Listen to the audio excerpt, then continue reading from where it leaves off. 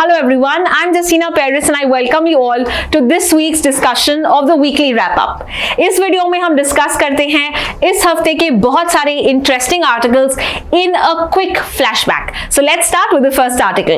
पहला जो आर्टिकल है it is with regard to OPEC plus. Now what is OPEC plus?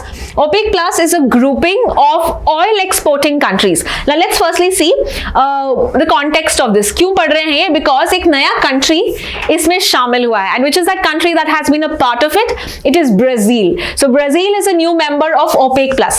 In fact, OPEC plus से पहले we have OPEC. What is OPEC? OPEC is the Organization of Petroleum Exporting Countries. ये full form है, Organization for Petroleum Exporting Countries. तो यहाँ पे this organization came in the year 1960. It started with 5 countries only, which is Iran, Iraq, Kuwait, Saudi Arabia and Venezuela. लेकिन अभी currently कितने member countries हैं? There are 12 member countries. Which are they? It is Algeria, Congo, Equatorial Guinea, Gabon, Libya, Nigeria, UAE. तो अगर आप देखते हो it's basically North African countries and Middle Eastern countries, right? North African and West Asian या Middle Eastern countries की बात करें, these are what other members. Angola जो है अभी मेंबर नहीं है, इन्होंने विड्रॉ किया था लास्ट ईयर एंड इसका जो हेडक्वार्टर्स है इस ऑर्गेनाइजेशन का कहां पे है? It's in Vienna, Austria. Remember, Brazil is not part of OPEC. Brazil is part of OPEC plus. So let's first understand OPEC plus then. OPEC plus जो है कितने member countries हैं? 22. Remember, OPEC में 12 थे, OPEC plus में 22 है.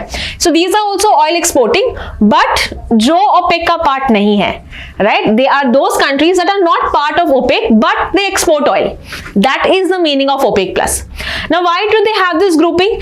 They have this grouping ensuring कि how much should we keep the oil prices to maintain that, है ना? कितना हमको सेल करना चाहिए ताकि कि ऑयल प्राइसेस को हम कंट्रोल कर पाए, रेगुलेट कर पाए. इसीलिए we have this particular grouping. So they work together and adjust the oil production, कितना मार्केट में देना है ताकि प्राइसेस जो है उनका जो स्ट्रेंथ है, उनका जो रेट है वो मैनेज कर पाए.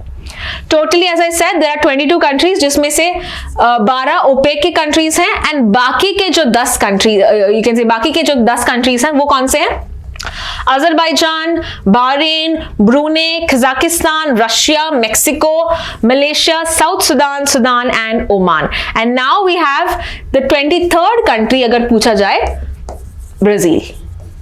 ठीक है, let's proceed to the next article then. अगला जो आर्टिकल है it is with regard to the new chief minister of Delhi. What is her name?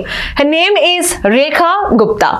ये 9th सच सीएम बनी है of Delhi. She is the 4th CM of Delhi, 4th women CM of Delhi and 9th CM अगर हम all over देखें, total देखें. And women की बात करें, द फर्स्ट वुमेन सीएम अगर बनी है दैट इज सुचेता कृपलानी.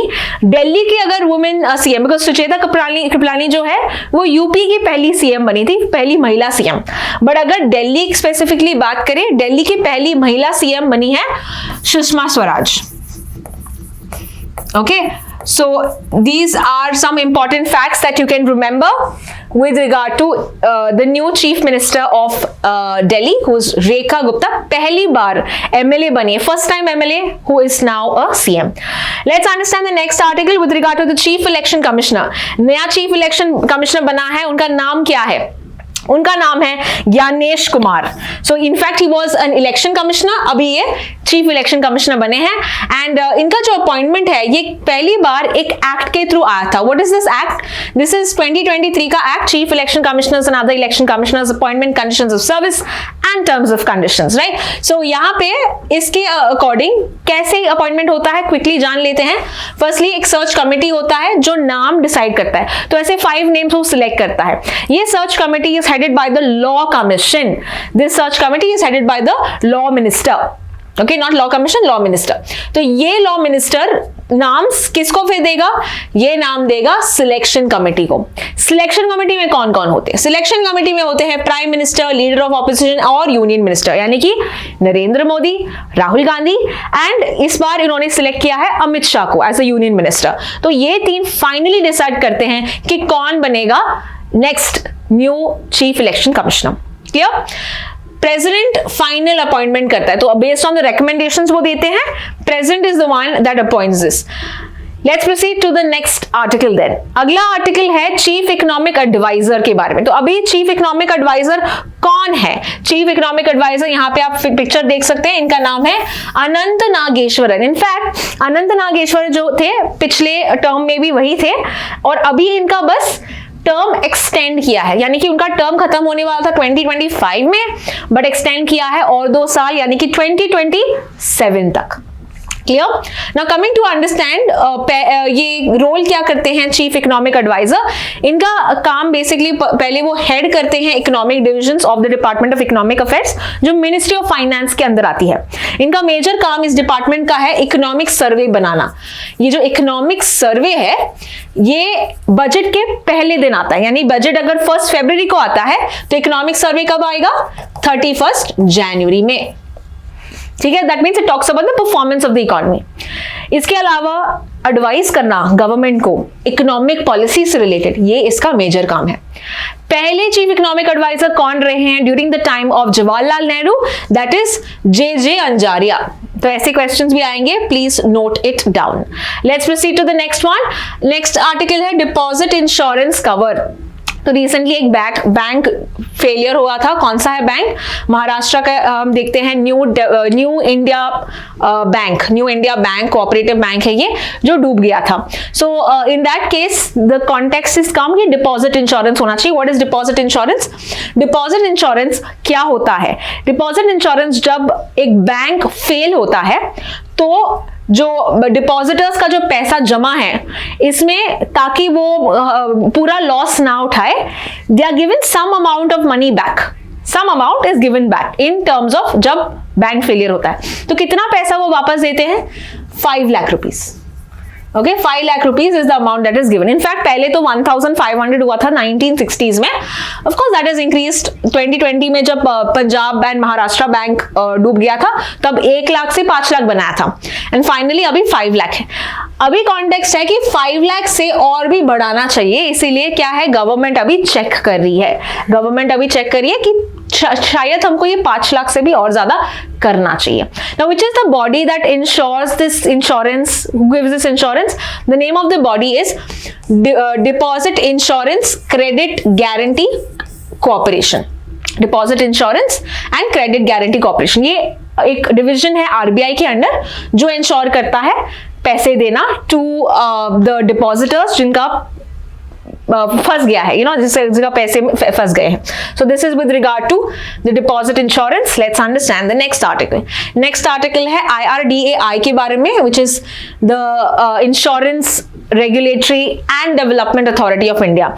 नाम से आपको पता चलेगा ये जो बॉडी है इंश्योर करता है, रेगुलेट करता है द इंश्योरेंस सेक्टर, यानी कि जो आपके होम इंश्योरेंस है, your with regard to accident, health, life insurance, ये जो सेक्टर्स होते हैं इनका सुपरविजन करना, इनकी एलिजिबिलिटी सेट करना, राइट, इनके लॉज लेके आना कौन करता है? ये बॉडी करती है। ठीक है, और इनका हेड ऑफिस कहाँ पे है? इनका हेड ऑफिस है हैदराबाद में। ये जो है ये 1999 में एक्ट के बाद बना था।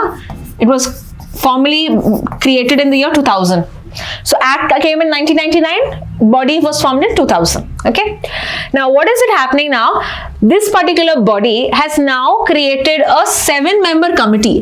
इस 7-member की committee का काम क्या है? ये रिफॉर्म्स चेक करना, okay, to review the insurance sector reforms. जो एक एक्ट है, आउटडेटेड एक्ट है 1938 का, उस एक्ट को रिव्यू करना। अभी के लिए फॉरेन डायरेक्ट इन्वेस्टमेंट जो है ओनली 74% अलाउड है इंश्योरेंस सेक्टर में। कितना percent? 74. Now they are verifying कि क्या हमको उसको 100% कर सकते हैं, यानी कि क्या बाहर के इन्वेस्टमेंट इस सेक्टर में 100% इन्वेस्टमेंट कर सकते हैं, तो ये भी ये रिव्यू करेगा।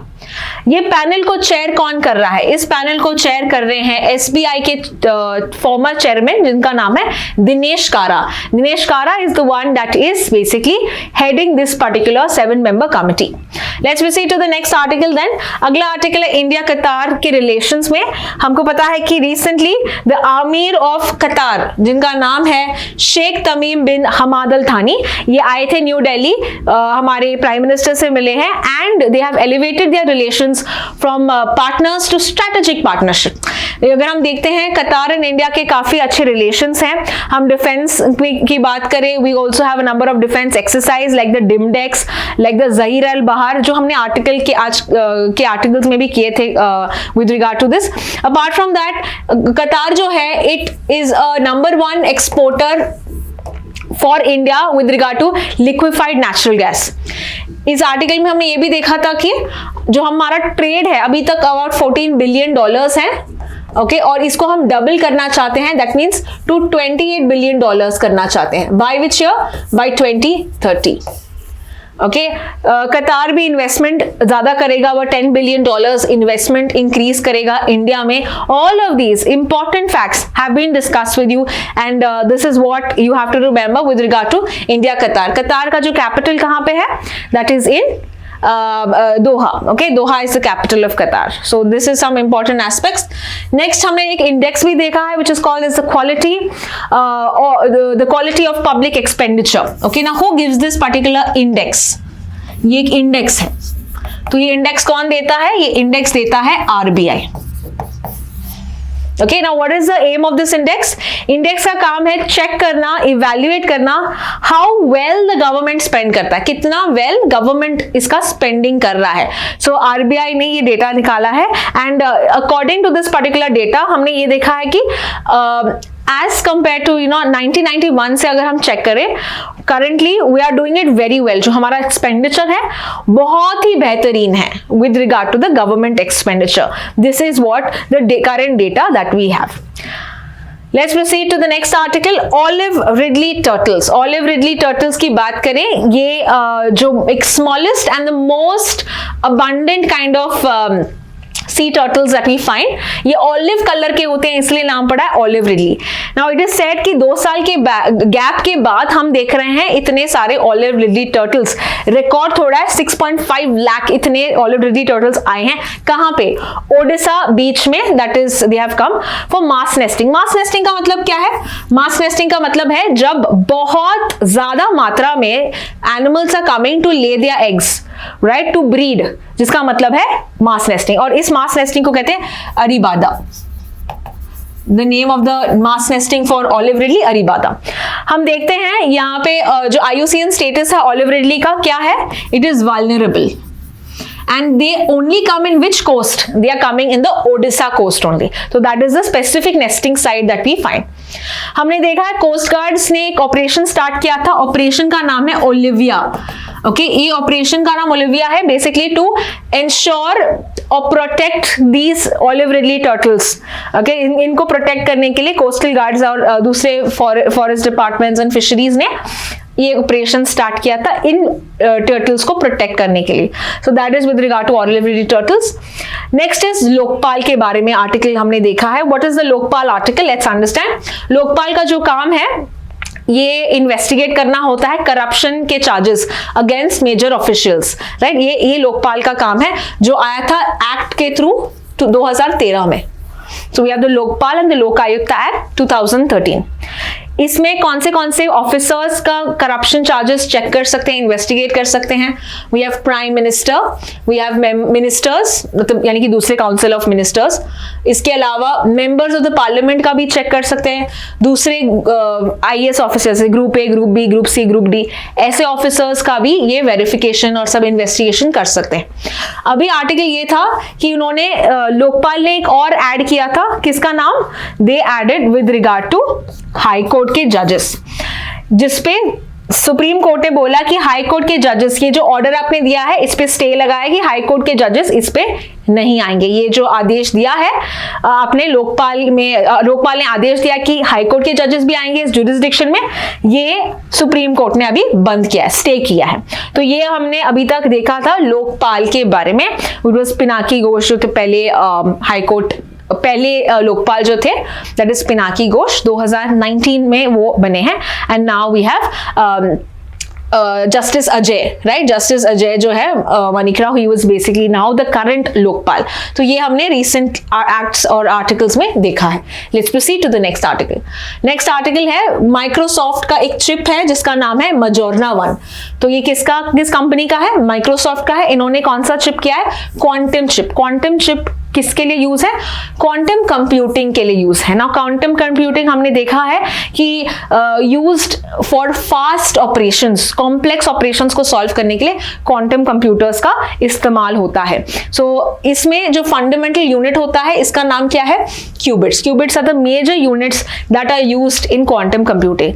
मजोर्ना जो है, it is one of the excellent new technologies that Microsoft has bought, जो लेस एरर प्रोन है। एरर्स इसके कम आते हैं बिकॉज ये एक एक्सोटिक सब एटॉमिक पार्टिकल जिसका नाम है मजोर्ना यूज करता है, which is very hard to find. So now because of this innovation errors जो है कम होंगे, is what we are understanding.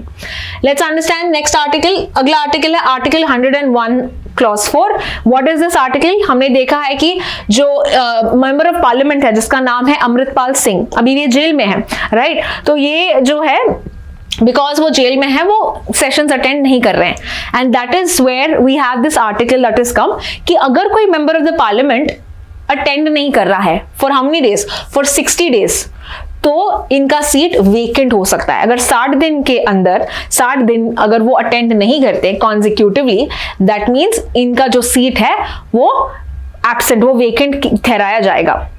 So this is that article 101 clause 4। यहाँ पे याद रखना है कि जो एक्चुअल सिटिंग्स, जहाँ पे सिटिंग्स हो रहे हैं, जहाँ पे मिल रहे हैं, राइट, सेशंस हो रहे हैं, उसका गिनती किया जाता है, उसका काउंटिंग करते हैं। नॉट जहाँ पे जब सेशंस में नहीं होता है, जहाँ पे रिसेस या बंद है, वो सेशंस काउंट नहीं करते हैं, ठीक है। अपार्ट फ्रॉम दैट 60 डेज के बाद भी हाउस को वोटिंग करना है, ऐसा ही नहीं वो ऑटोमेटिकली बंद होगा, हाउस वोट करेगा तो ही इसका सीट जो है वेकेंट होगा। So that is the whole article with article 101। The last article we are going to see is exercise Dharma Guardian. Now this is coming exercise होने वाला है इस हफ्ते, दैट इज February 25 से लेके March 9 तक। Okay, this is between which 2 countries? Exercise Dharma guardian is between India and Japan. एक और एक्सरसाइज भी होता है इंडिया और जापान के बीच में जिसका नाम है JIMEX. Okay, so this is another exercise between India and Japan. So this is all with regard to today's weekly wrap up. I hope you have understood with all these important articles. Don't forget to like, share and subscribe to our channel. Thank you so much.